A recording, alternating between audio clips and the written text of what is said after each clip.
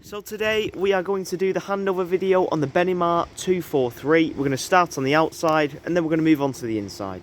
So firstly, coming over to the passenger side, you've got your fill up points.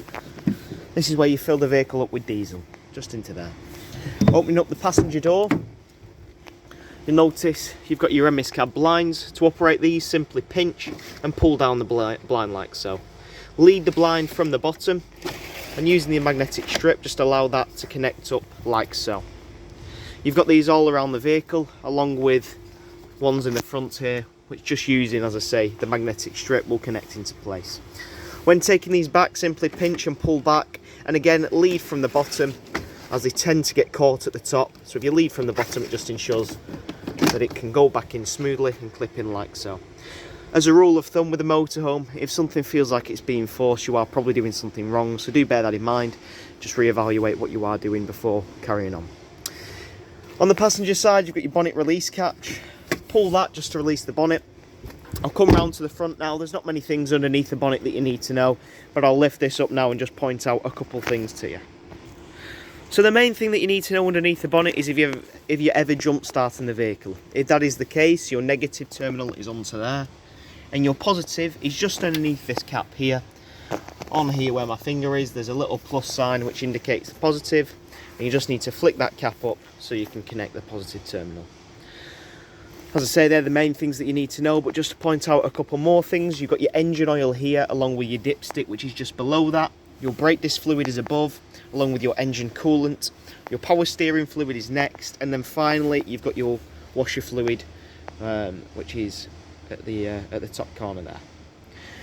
Now coming across the vehicle and coming onto the offside, you'll notice that you've got your hookup point, which is for your 230 volt electric. So when you're on a campsite, you'll be connecting up to 230 volt via this.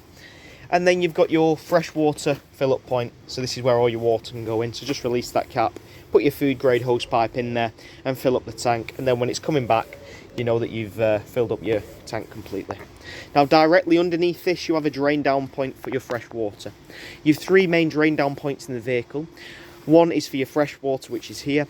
The second one is for your wastewater drain down, which is just further along, which I'll show you later. And then the final one is actually internal to the vehicle, and that is your boiler drain down point. You need to ensure that you're draining down all of your systems when moving off site to ensure that you're not carrying excess water and nothing can freeze in the system when you're not using the vehicle. Now underneath the vehicle, as I say, directly underneath is where the tank is located. I'll just pause the video and show you underneath now. Once underneath, you can see that just below you've got a green little valve here, as you can see. Now all you need to do when removing that is simply turn it, pull it away, and that will allow you to drain down the entire freshwater system. And that is just underneath, as I say, directly there on that blue valve there. So it's dead simple. And what you'll have is a massive grid over the site, so you'll simply remove that plug and it'll let all the water drain down into the big drain on the site. Now moving away from the fresh water and onto your gas locker. This will house two 6 kg bottles into there, and you have got a regulator which is just here. On this regulator you'll have a pigtail which will connect your two gas bottles, allowing you to therefore lead your gas through the vehicle. Now please make sure that when travelling your gas is turned off at the bottle, just for safety. Moving on, you've then got your fridge vents which are either side here, as you can see. Now your fridge vents, this is where the fridge pulls its air from to cool the fridge. With that in mind, obviously if it is a sunny day and the sun is beating down on this side of the vehicle, it's going to make it hard for it to pull that air through, or harder. So to make it work more efficiently, you might want to just turn the vehicle around or put it in some shade just to try and ease that up. Now moving towards the back, as I've mentioned, you've got a second drain down point here. This is for your wastewater. As indicated by the sticker there, this indicates where you drain down the wastewater. The wastewater, as I say, is directly underneath, and you can see that you have got a black handle there. All you need to do to drain this system down is pull that handle, and that will drain the tank down and allow everything to come out of the vehicle. Just like the one at the front for your fresh water, it's the same at the back, but you just pull that instead. And as I described, underneath the vehicle, you'll have a massive grid on site which you'll drive over and drain down your systems. And you need to do this every time you're moving off site. Now once you've done that, I personally recommend that all your drain down points, and this goes for your boiler drain down point on the inside as well, leave open, because as you're travelling home, after you've got the majority of the water out, there is still going to be a bit of residual water in the vehicle. So as you're travelling, the vibrations of the road will make sure all that water gets out. And it's just water, so it's no harmful chemical or anything. In the back of the garage, you'll see that you've got your jack, which is just here, along with a spare wheel. You've then got your ladders and an awning pole for the awning on the other side, which is just a slide out awning canopy. You've got your carpets in the back, along with your shower head, and there's a hookup cable at the back here as well. Now this bed, as you can see, is on levers here, or seat belts rather. On the other side you've got a little contraption along with a pole which connects into there, and you can wind the bed up. Moving around to the other side of the vehicle, you've got, or to the back rather, you've got a tow bar at the back along with a camera at the back and provisions for a bike rack should you want one. And then you've got another access point into the garage, which, as I've described earlier, using the pole, you can connect onto there and wind the bed down. I was under the impression that that was a pole for an awning. I'm mistaken, and that is the pole for your wind-up bed. And that just connects onto there, and simply wind it. Coming away from the garage, you'll notice that you've got your WC here. This contains your cassette toilet for the toilet system. Undo the door, it gains you access to the cassette. Now when removing the cassette, the main thing that you need to remember is to ensure that the blade on the toilet is closed before removing the cassette. If you go to remove this and it gets stuck or it feels stiff, you are doing something wrong. So please go in the vehicle, check that that blade is closed on the toilet. If it's stiff, what you could potentially run the risk of is pulling this out with the blade still connected. You'll therefore pull it out, rip off the cassette and damage it, so do bear that in mind. Now to remove this, it's dead simple. Once the blade's open, all you need to do is simply pull this. What I'll do is I'll pull this out now, put it on the floor and show you how to drain it down. Once removed, you can see the cassette is this simple shape here. Now to empty this, all you need to do is simply take out the funnel like that and remove the cap. Once you've done that, you've got a blue button on the back, which once you press in will release a vacuum on the inside of the vehicle. That will empty all the water out of the nozzle at the end. Once you've done that, you can put a bit of water in there just to swill it out, and once you've done that, again, put the cap back on, fold that in and stick it back into the position. Now you'll notice you have got a second option here where this little lever here which spins. Now please make sure that this is in this position. You should never ever need to touch this. This is in essence what makes contact with the blade, which I'll show you on the inside of the vehicle how to operate that. But that is exactly what that is. You don't need to turn that or anything, because it should always be in this position to allow it to come out. If that is slightly offline like that, for example, the cassette will not go in, or if you do force it in, you'll subsequently snap it. So do bear that in mind. Moving on from the cassette, you've got your habitation door here,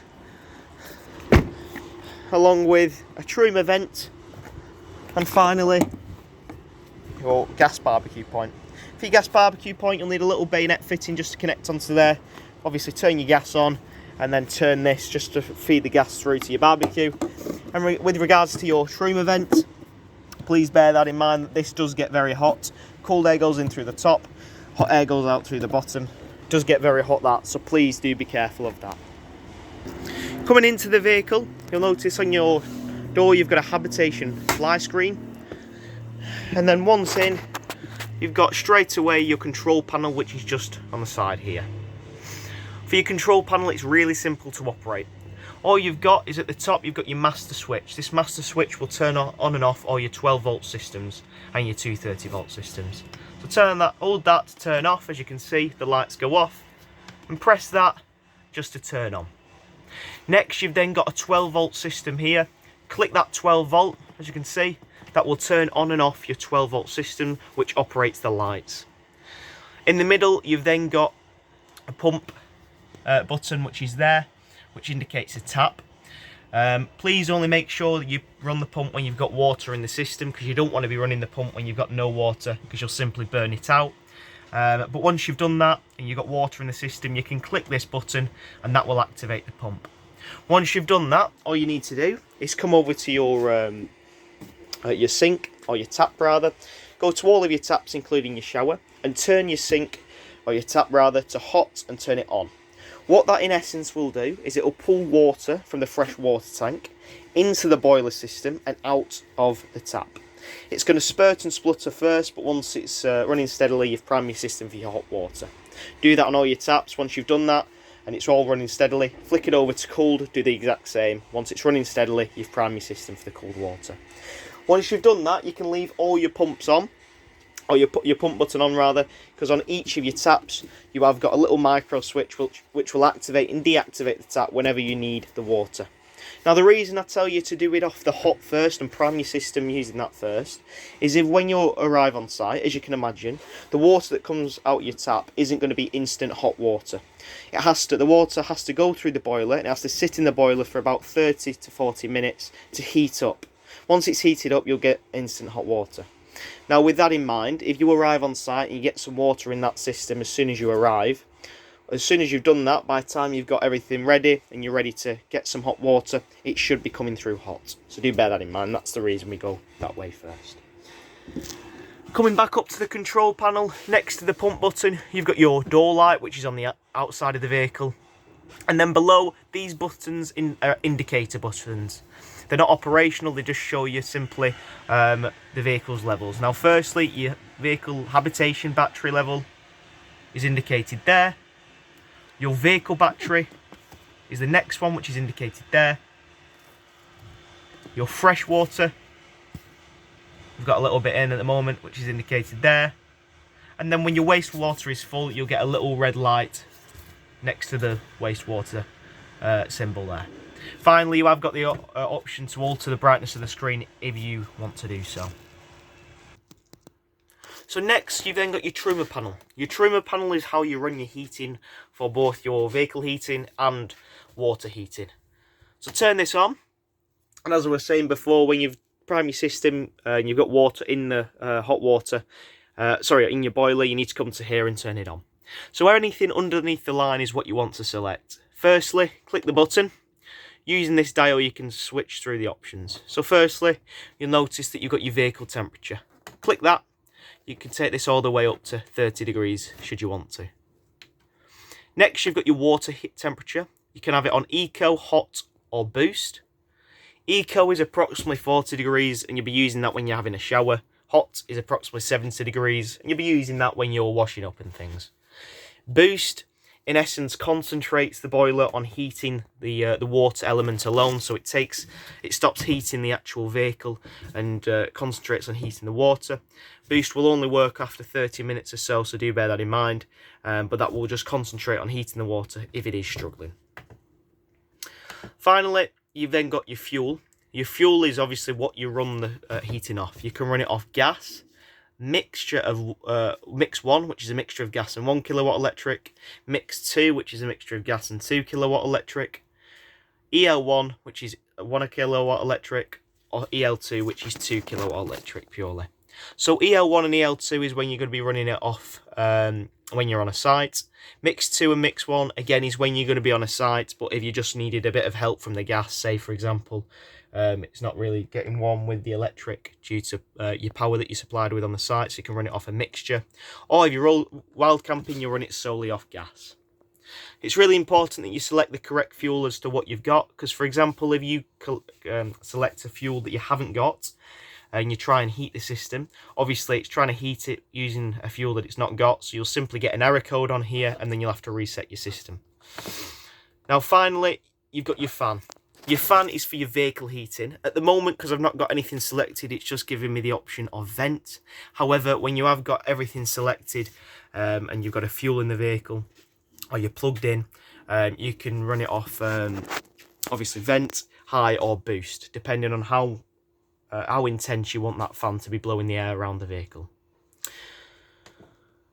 At the bottom, you've got an option to set a timer, which is quite nifty. And then you've finally got your option to change the clock.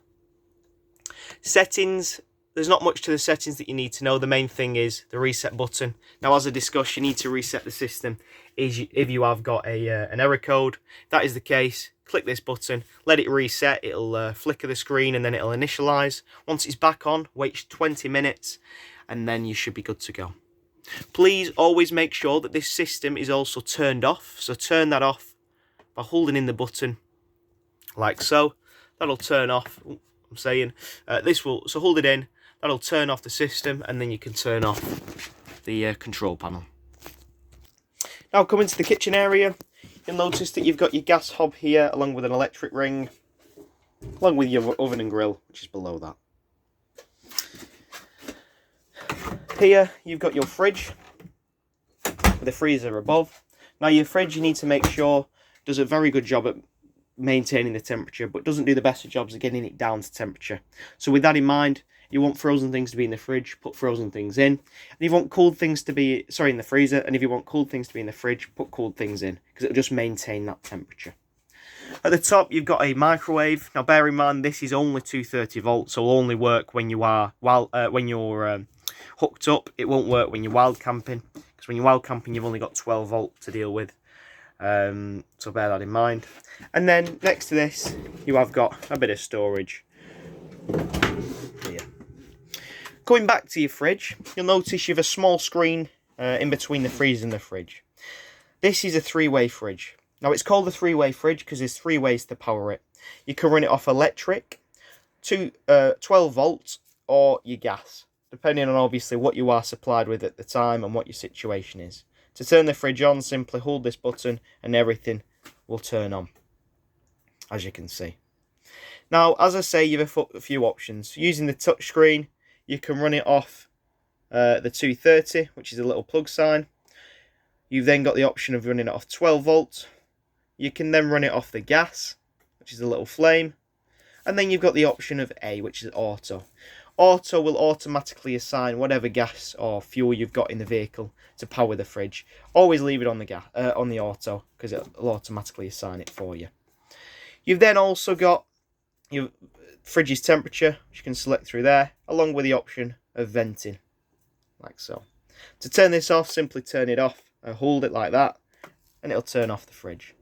Now, one thing that you do need to be aware of with the fridge is a lot of people think that they can run the fridge off the 12 volt when they're wild camping, because obviously it's a 12 volt fridge. However, that is not the case. If you was to run the fridge off the 12 volt system, it would simply drain all of its power on heating the fridge, or cooling the fridge rather.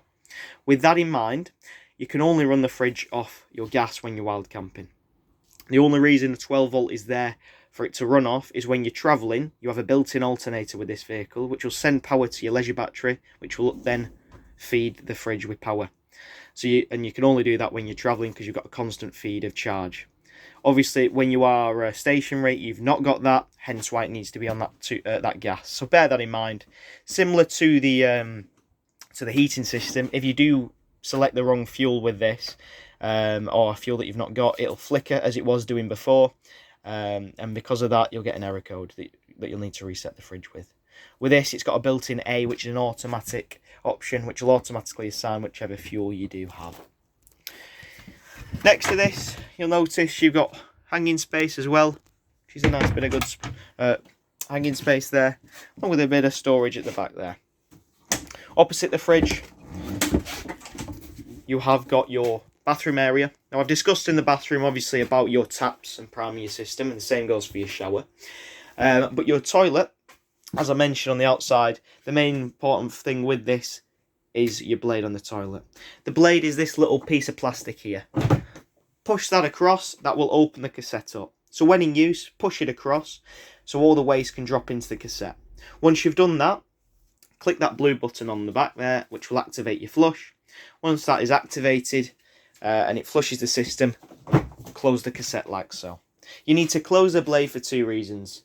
The main reason is so that no odours or toxins escape from the cassette, and the second reason is it does get you in the habit of always having that closed, so when you do come to remove the cassette, you're not running the risk of snapping it off. Now, one thing to mention is the flush will only work off will only work once your pump is on or activated, so bear that in mind. Next to this, you've got a bit more storage as well. That's one thing to note as well. You have got a red indicator here which indicates whether the cassette is full. Currently there is water in the cassette, hence why that is just reading full at the moment. At the back you've got your bed, which is here. As I say, it is height adjustable. If you've got it at the highest point, you've got ladders here which will connect onto this point here to allow you up. If not, you've got these little steps which will help you up. Now coming back through to the front, on this vehicle you have a drop down bed which is just located here. To operate this, make sure that the 12 volt system is powered up and click this button like so. As you can see, that will just drop into place and will stop automatically once it's at its lowest point. You then get some ladders up to it. Please make sure that everything is clear down here as well before moving it, but everything else can stay where it is as I have demonstrated. As I say, you've got ladders up there, and with your bed, keep all your bedding on it. Just with your pillows, I'd personally recommend putting them up at the front in the storage bins there, but everything else can stay on. Now coming away from the bed and into the lounge area, you'll notice I've just taken off dismantle the lounge here just to show you your boiler. Your boiler is located underneath this bench seat here, and this brings us to your a really important point of draining down the boiler. You need to always make sure that your boiler is drained down. This is your final drain down point, and your boiler drain down point is here. It's located here. This is it. Now, to drain down this system, it's really simple. All you've got to do is when the diamond is like this and the blue button on the side is pushed in, the system is closed. To empty the boiler, turn the diamond. You'll notice the blue button on the side pops out, and a black little nib on the inside of the diamond, it pops up. You need to make sure that, as I say, when you're not using the vehicle or the vehicle is in hibernation, aka storage, this is open to ensure all the water is drained out and you're not getting any water in the inside. Now this little drain down point is a smart drain down point in essence, and it reacts to temperature. So in essence, if you're using the vehicle in cool climates and let's say you forget to drain down the boiler and it reaches below to freezing, this system will automatically drain and sort of trip like that and drain all of its water. Now sometimes, say for example you've not used the vehicle in a few months and you come to use it again and you go to shut this boiler, so you go to turn this diamond and then press the blue nib in to close it, what might happen is you'll press the blue nib in but it'll keep pinging out. The reason being is this reacts to temperature. In essence, if that is too cold, it's not gonna want to stay in because it's a fail safe and it's going to fear that you're going to get frozen water in the system. So if that does happen, as I say, it usually happens when you've not used the vehicle in a while, you need to come to your heating system and run your heating for approximately 30 minutes. That will just heat that area up, and once it gets up to temperature, it'll allow you to just press that little button in like so, just so it's flush, and then it is closed. So bear that in mind. Other than that, it's really simple, and as I say, you'll have a grid on site which you can just dump all the water from, so it's dead easy and dead simple to use. Some people do forget to close that actually, so you might get water coming out the vehicle. That'll be the reason. Finally, you've got your Rcd breaker, which is located here along with your fuses. This is your trip box. As you can see, so if the vehicle ever trips, you need to come to here. And then your fuses are located on the side there for your 12 volt. So that concludes the handover video on the Benimar 243. I hope you enjoyed.